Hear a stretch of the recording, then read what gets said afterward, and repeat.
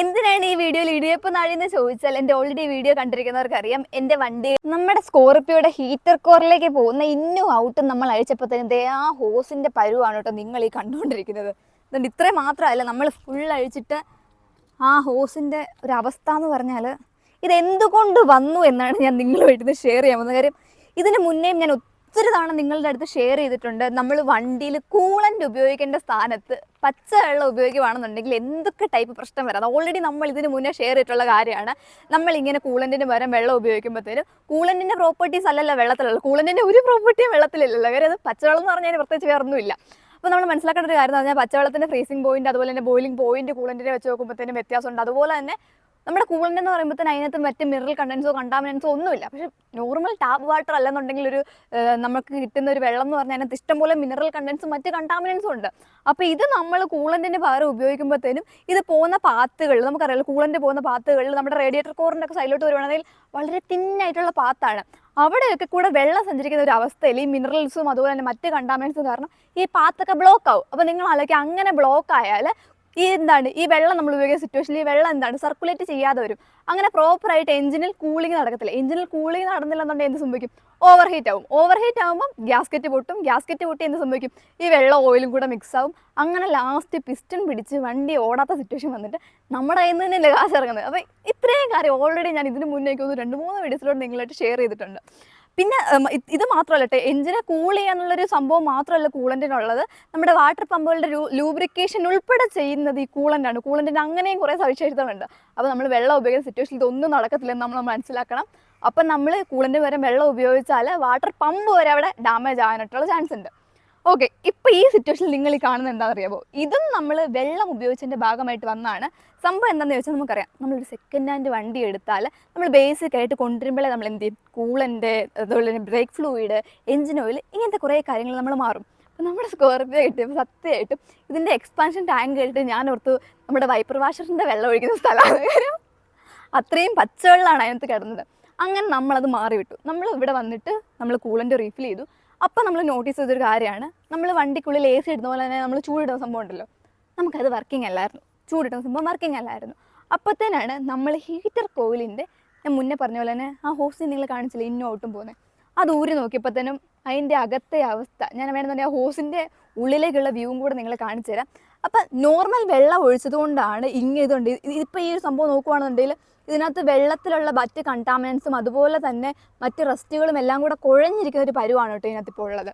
അപ്പോൾ അതുകൊണ്ട് തന്നെ നമ്മുടെ ഹീറ്റർ കോയിലിലേക്കുള്ള ഇതുണ്ട്. ഇപ്പം ഇത് വർക്കിംഗ് അല്ല കേട്ടോ. നമ്മൾ ജസ്റ്റ് ഇതിനകത്ത് വേറെ ഒന്നും കയറാതിരിക്കാണ്ട് ആ ഹോസ് മുറിച്ച് കളഞ്ഞിട്ട് ജസ്റ്റ് ഇവിടുന്നും അവിടുന്നും അടിച്ച് വെച്ചേക്കുവാണ്. ഓക്കെ, അപ്പം ഇന്നൊരു വീഡിയോ ഷെയർ ചെയ്യാൻ കാരണം എന്ന് പറഞ്ഞാൽ നമ്മൾ ഓൾറെഡി കുറേ തവണ പറഞ്ഞു വെച്ചിട്ടുള്ളൊരു കാര്യമാണ്, നിങ്ങൾ ഒരിക്കലും കൂളൻറ്റിന് പകരം വെള്ളം ഉപയോഗിക്കില്ല. അപ്പം പക്ഷേ കുറേ അധികം ആൾക്കാർ, എനിക്കത് പണ്ട് തൊട്ട് ഈ ഒരു ഫീൽഡിലുള്ള കുറേ അധികം ആൾക്കാരെ ഇപ്പോഴും റെക്കമെൻഡ് ചെയ്യുന്നതും അവരുടെ അടുത്ത് വരുന്ന വണ്ടികളിൽ പച്ചവെള്ളം ഒഴിച്ചു വിടുന്നൊരു സിറ്റുവേഷൻ ഉണ്ട്. അപ്പോൾ അവർ പറഞ്ഞാൽ പണ്ട് തൊട്ടേ നമ്മുടെ അംബാസഡറൊക്കെ വെള്ളം ഒഴിച്ചല്ലേ ഓടിക്കൊണ്ടിരുന്നത്, പോകുന്ന വഴിക്ക് കിണറ്റിൽ നിന്ന് വെള്ളം എടുത്ത് ഞങ്ങൾ തൊട്ടി കോരി ഒഴിക്കുമായിരുന്നു എന്നൊക്കെ കുറേ അധികം കമൻറ്റുകൾ ഞാൻ ഇപ്പോഴും കാണാറുണ്ട്. പക്ഷേ മനസ്സിലാക്കേണ്ട ഒരു കാര്യം എന്ന് പറഞ്ഞാൽ ജസ്റ്റ് ആ കൂളൻറ്റിൻ്റെ നിങ്ങൾ മേടിക്കുന്ന ആ ജാറിൻ്റെ അതിൻ്റെ പുറത്ത് പ്രോപ്പർട്ടീസ് എഴുതിയിട്ടുണ്ട്. അപ്പോൾ അതൊക്കെ വെച്ചിട്ടില്ല, വേണ്ട, ചുമ്മാ ഗൂഗിൾ കയറി നോക്കിയാൽ മതി. അപ്പോൾ നമുക്ക് മനസ്സിലാവും നോർമൽ ഈ എൻജിൻ തണുപ്പിക്കുന്നത് മാത്രമല്ലാതെ അതിന് കുറേ അധികം മറ്റ് സവിശേഷതകളുണ്ട്.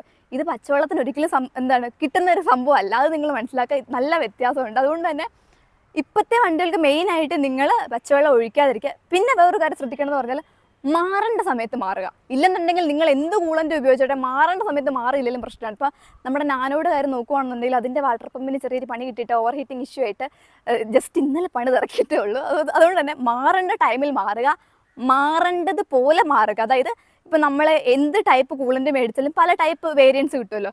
അപ്പോൾ അത് എന്ത് ടൈപ്പ് മേടിച്ചാലും അതിൻ്റെ ആ ഒരു ജാറിൻ്റെ പുറത്ത് തന്നെ കാണും ഇത് ഏത് റേഷ്യോയിൽ ഉപയോഗിക്കണമെന്ന്. ആ റേഷ്യോയിൽ പ്രത്യേകിച്ച് മാറ്റം ഒന്നും മാറ്റം വരുത്താം. കൂളൻറ്റിൻ്റെ അളവ് കൂട്ടി മാറ്റം വരുത്താം, വെള്ളത്തിൻ്റെ അളവ് കൂട്ടി മാറ്റം വരുത്താതിരിക്കുക. അപ്പോൾ ആ ഒരു രീതിയിൽ മാറേണ്ട ടൈമിൽ മാറേണ്ട പോലെ മാറുക. ഇപ്പം നമ്മൾ സ്കോർപിയോയിൽ മാറിയെന്ന് പറഞ്ഞാൽ നമ്മൾ മേടിച്ച ആ ഒരു കൂളൻറ്റിൻ്റെ റേഷ്യോ എന്ന് പറഞ്ഞാൽ 4:1 ആയിരുന്നു. പക്ഷേ നമ്മളിപ്പോൾ ഒഴിച്ചേക്കുന്നത് 3:1 എന്നുള്ള രീതിയിലാണ് നമ്മൾ ഒഴിച്ചത്. അതായത് കൂളൻറ്റിൻ്റെ അളവ് കുറച്ചുകൂടെ നമ്മൾ കൂട്ടി ഒഴിച്ചു. നമ്മളങ്ങനെ ചെയ്യാൻ കാരണം എന്താണെന്ന് ചോദിച്ചാൽ ഇപ്പോൾ കൂളൻറ്റിൻ്റെ അളവ് കുറച്ച് കൂടുതലാണല്ലോ. അപ്പോൾ ഇൻ കേസ് നമുക്ക് ഒരു സിറ്റുവേഷനിൽ ടോപ്പ് ചെയ്യാനായിട്ട് നമുക്ക് നമ്മുടെ കയ്യിൽ വണ്ടിയിൽ സാധനം അവൈലബിൾ ആയിട്ടില്ലെന്നുണ്ടെങ്കിൽ അപ്പോൾ കുറച്ച് വെള്ളം ഒഴിച്ചാൽ ഒരു പ്രശ്നം വരാതിരിക്കാനായിട്ട് നമ്മൾ കുറച്ചൊന്ന് റേഷ്യോയിൽ അവിടെ നിന്ന് അഡ്ജസ്റ്റ് ചെയ്തിട്ടുണ്ട്, അത്രയാണ് പറയാനുള്ളത്.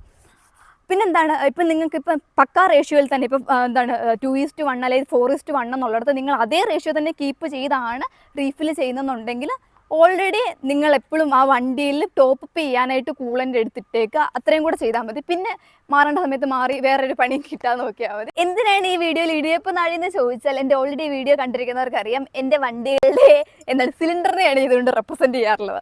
ഓക്കെ, ഇപ്പം നമ്മുടെ സ്കോർപിയോ നോക്കുകയാണെങ്കിൽ നമുക്കറിയാലോ പഴയ DI എഞ്ചിനാണ്. അപ്പം ഇങ്ങനത്തെ എഞ്ചിൻ്റെ പ്രത്യേകത എന്ന് പറഞ്ഞാൽ എന്താണ്, സ്ലീവ് ടൈപ്പ് അല്ലേ വരുന്നത്. അപ്പം നമുക്ക് നോക്കിയാൽ അറിയാം ഇതിപ്പോൾ 4 സിലിണ്ടർ അല്ലേ, അതുകൊണ്ട് തന്നെ 1, 2, 3, 4 ഇങ്ങനെ 4 സ്ലീവ്സ് ഇതിനകത്തുണ്ടായിരിക്കും. അപ്പം നിങ്ങൾ മനസ്സിലാക്കേണ്ട ഒരു കാര്യം എന്ന് പറഞ്ഞാൽ ഈ സ്ലീവ് ഉണ്ടല്ലോ അതൊരു ഇരുമ്പ് മെറ്റലാണ് വരുന്നത്. അപ്പം നമ്മൾ ആലോചിക്കുക, നമ്മൾ കൂളൻറ്റിന് വരെ വെള്ളം ഒഴിക്കുവാണ്. അപ്പം എന്താണ് നമ്മുടെ ഈ ഒരു സ്ലീവിൻ്റെ അവിടെ ഈ ഒരു കൂളിങ്ങിന് വേണ്ടിയിട്ട് എത്തുന്ന ആരായിരിക്കും, വെള്ളമായിരിക്കും വരുന്നത്. അപ്പോൾ ഈ വെള്ളവും ഇരുമ്പെന്ന് പറഞ്ഞാൽ തമ്മിൽ ചേരാത്ത ആൾക്കാരാണ് തുരുമ്പെടുക്കും, ഇരുമ്പ് തുരുമ്പിക്കും വെള്ളം കുറേ വരുമ്പോഴത്തേനും.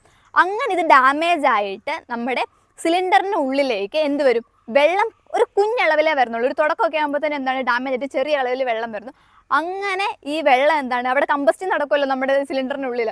അങ്ങനെ കമ്പസ്റ്റിൻ നടക്കുമ്പോൾ ഈ വെള്ളം കൂടെ ചെല്ലുന്നതിൻ്റെ ബലമായിട്ട് നമുക്ക് കാണാൻ പറ്റും വെള്ളപ്പുക വരും. അപ്പോൾ നമ്മൾ ആലോചിക്കുക കുറച്ചുകൂടെ സിറ്റുവേഷൻ നല്ല സിവിയർ ആയിട്ട് നല്ല ഡാമേജ് ആയിട്ടുള്ള സിറ്റുവേഷനിൽ ഈ വരുന്ന വെള്ളത്തിൻ്റെ അളവ് കുറച്ചുകൂടെ കൂടുതലായിരിക്കും. ഞാൻ വെള്ളം ഉപയോഗിക്കുന്ന സിറ്റുവേഷനാണ് പറയുന്നത്. ഇപ്പോൾ കൂളൻറ്റിൻ്റെ അംശമുണ്ടെങ്കിൽ കൂളൻ്റ് ഉള്ളിൽ വരുന്നു.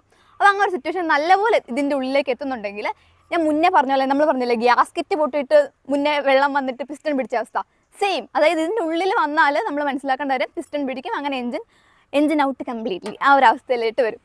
അപ്പം നമ്മൾ ആലോചിച്ച് നോക്കുക, നമ്മൾ പ്രോപ്പറായിട്ട് കൂളൻ്റ് മാറാത്തതിൻ്റെ അല്ലാന്നുണ്ടെങ്കിൽ കൂളൻറ്റിന് വരെ വെള്ളം ഉപയോഗിക്കുന്നതുകൊണ്ട് വരുന്ന പ്രശ്നങ്ങളാണ് ഇത്രയും മൾട്ടിപ്പിൾ പ്രശ്നങ്ങളാണ് ഈ ഒറ്റ ഒരു കാര്യം നമ്മുടെ അശ്രദ്ധ കൊണ്ട് വരുന്നത്. അപ്പം എനിവേ നമ്മൾ ഇനിയിപ്പം നിങ്ങൾ എന്തായാലും എല്ലാവരും പോയിട്ട് ചെക്ക് ചെയ്യുക നിങ്ങളുടെ വണ്ടിയുടെ കൂളൻ്റ് മാറാറായോ എന്നുള്ളത്. എന്തായാലും മാറുമ്പോഴത്തേനും ഞാൻ പറഞ്ഞ ഇത്രയും കാര്യങ്ങളൊക്കെ ഒന്ന് മനസ്സിലാക്കി വെക്കുക. അപ്പം ഇനിയും ഇതുപോലെ ഇൻഫോർമേറ്റീവ് ആയിട്ടുള്ള വീഡിയോസ് ആയിട്ട് വരുന്നവരെ ബൈ.